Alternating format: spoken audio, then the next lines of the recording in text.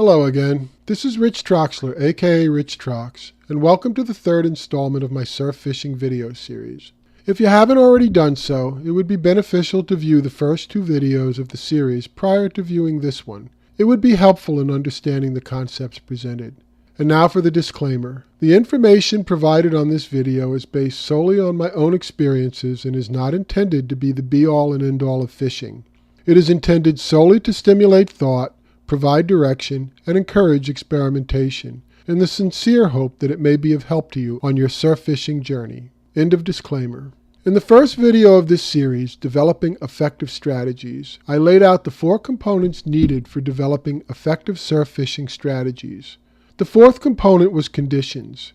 I also indicated that conditions would be one of several topics I'd be covering as part of this series. So let's get started by taking a look at some of the conditions that affect fishing.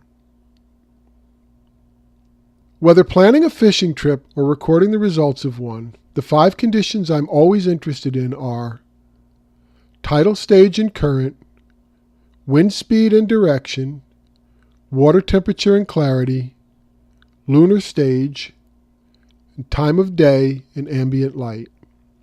I'll start off by saying that the most important thing to understand about conditions is that they are not created equal, so you can't just plug this stuff into a matrix and expect a reliable answer. They just don't work that way. The importance of certain conditions, or groups of conditions, varies greatly with location, time of year, species of fish sought, and other variables. Also, some conditions interact either positively or negatively with other conditions. So it's important to understand which conditions trump other conditions at any given time. At the end of the day, it's up to you to learn how conditions affect your stomping grounds and the species you fish for.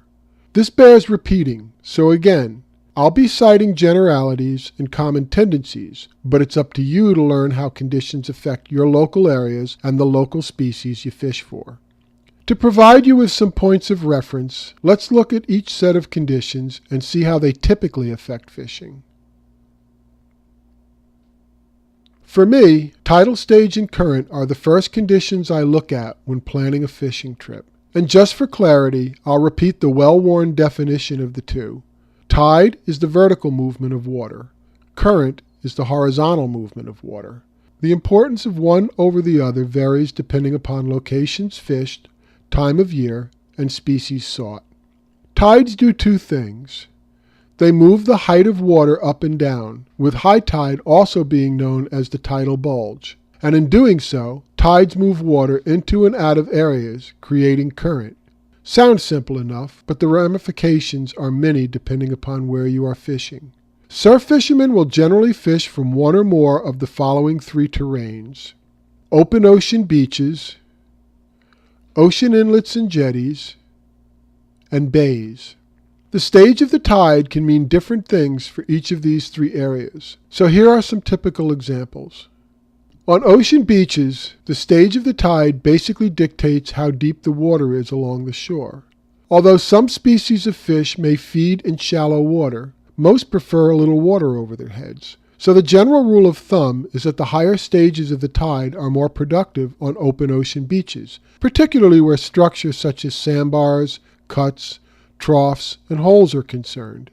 Usually, at a certain point during the incoming tide, the fish will charge the bar, run the cuts, or enter the holes, and then the bite is on.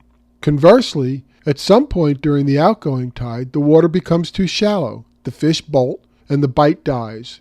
As an aside, an odd effect of the outgoing tide is that it tends to produce a kicked up and confused surf line, making it hard to read the structure. This is probably due to the outward pressure of the receding tide, which produces something like a standing wave in the cuts and holes. It's very noticeable, and I can always tell when the tide begins to turn just by wave action.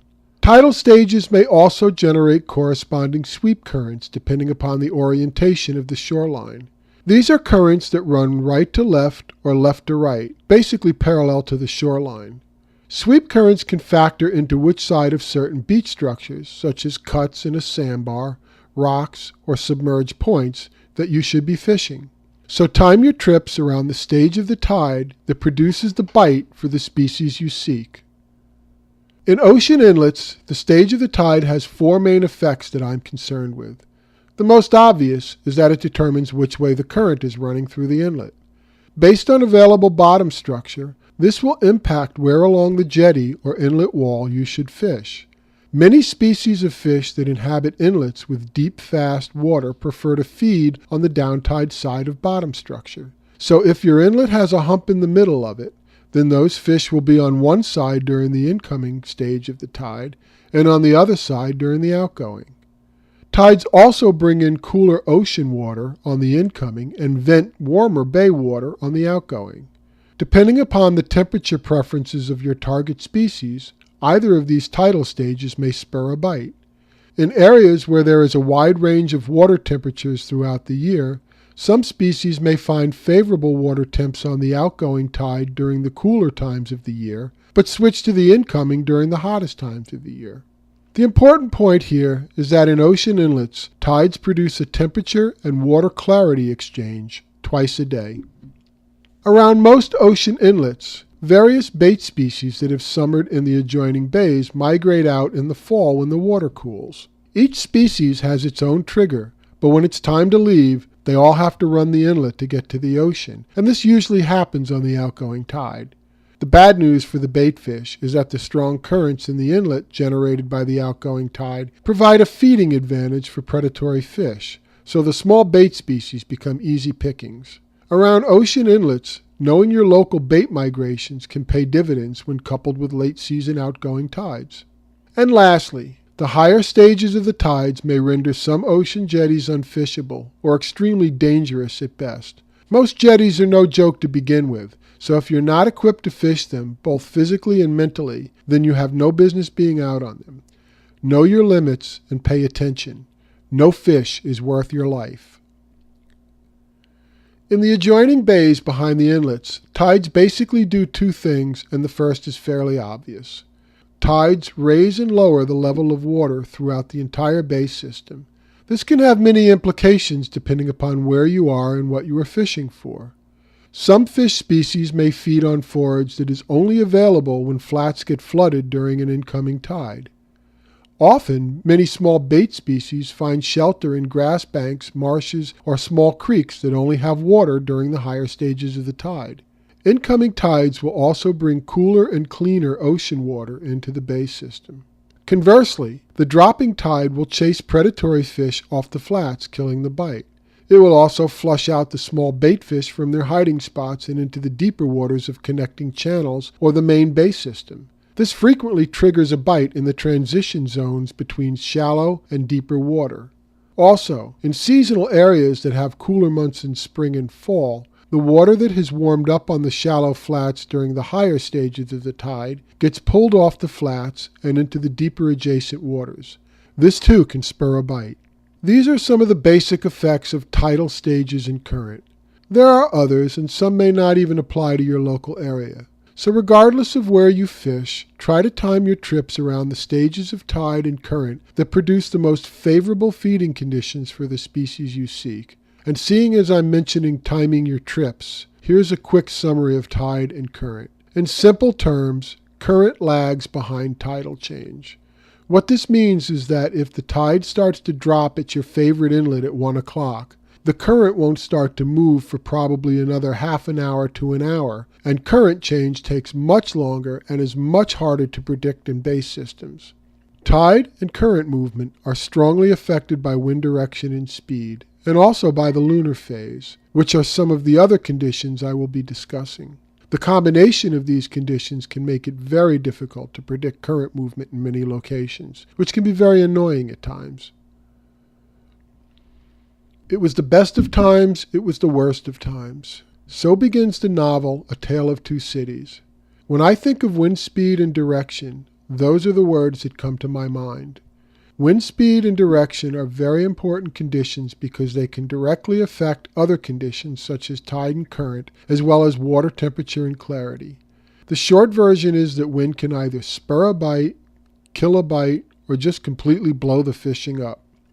Here is some information and tangible effects of wind speed and direction as it applies to fishing the three terrains I've mentioned earlier. In the ocean, it is wind that provides the energy that forms waves. The size of the waves breaking on the shore depends on the distance the wind blows over open water, which is known as the fetch, the length of time the wind blows, and the speed of the wind. So strong onshore winds are going to kick up the surf, and the longer and harder the winds blow, the bigger the surf becomes, and the more likely adverse sweep conditions will be generated. When waves become too big for too long, it becomes unfishable. Conversely, strong offshore winds will tend to knock the surf down, creating a calm surf line, which can be a good thing or a bad thing depending upon your local species' preferences. Also, in some areas, certain wind conditions can cause upwellings, which can change ocean temperatures rapidly. As for crosswinds, I'm not fond of them because they can contribute to sweep currents and make the general mechanics of fishing more difficult. Wind can also affect your plug selection, meaning that some plugs don't cast well into a headwind, but will travel a country mile in a tailwind. Wind speed and direction can also move bait around. In my neck of the woods, there is an old adage that states whitebait, which is our name for a variety of small fish species, is blown with the wind, and bunker, our name for menhaden, feed into the wind. So for my area, a nice moderate to strong onshore wind might push whitebait up onto shore, where the turbulence of breaking waves creates havoc for them and a feeding advantage for the predatory species, thereby spurring a bite. The flip side is that several days of offshore wind might bring schools of migrating bunker into the troughs and within casting range, and the calmer water and lack of wave action makes it easier to spot the schools from shore. As menhaden are a larger bait species, this provides the opportunity to hook up with larger predatory fish that will follow the schools and feed on them. So the short version is that on ocean beaches, wind speed and direction can kick up waves or knock them down, move bait inshore or move it off, cause rapid temperature changes, and make the mechanics of fishing easy or hard. In ocean inlets, wind speed and direction has several effects. First, the swells associated with strong onshore winds can make fishing from the jetty too dangerous. Also, wind in the direction of current will speed the current change and increase the strength of the current, while wind against current will delay the current changeover and cause the current to run slower. And because most jetties are roughly 90 degrees to the shoreline, an open beach crosswind can be a good thing on a jetty if it puts the wind at your back. The extra casting distance the wind at your back provides allows you to fish bottom structure you wouldn't normally be able to reach with the wind in your face. In bay systems, wind direction and speed play an important part in how current moves through the bay. The same dynamic that happens in inlets also happens in bay systems, only more pronounced. The wind can drive the current or slow it to a crawl. This can impact the productivity of structure you are fishing to a very large degree. Wind with the current and the fish will hold tight to the structure. Wind against the current, slowing it down, and the fish don't stay put, or they're getting too good a look at what you're throwing. Wind can also speed the current change or hold it up for hours, depending upon the configuration of the bay. This can make it confusing as to when to show up for a particular stage of the tide. And like the ocean, wind can and does move bait around in more ways than one. What this means is that, like on ocean beaches, a seasonal wind will influence the direction some baits feed in. But a couple of days of unseasonably cold wind can drop the temperature in a bay system significantly.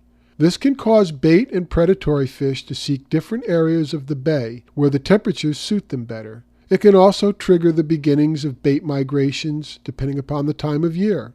So regardless of where you fish, wind speed and direction are very important conditions to consider when planning your fishing trip.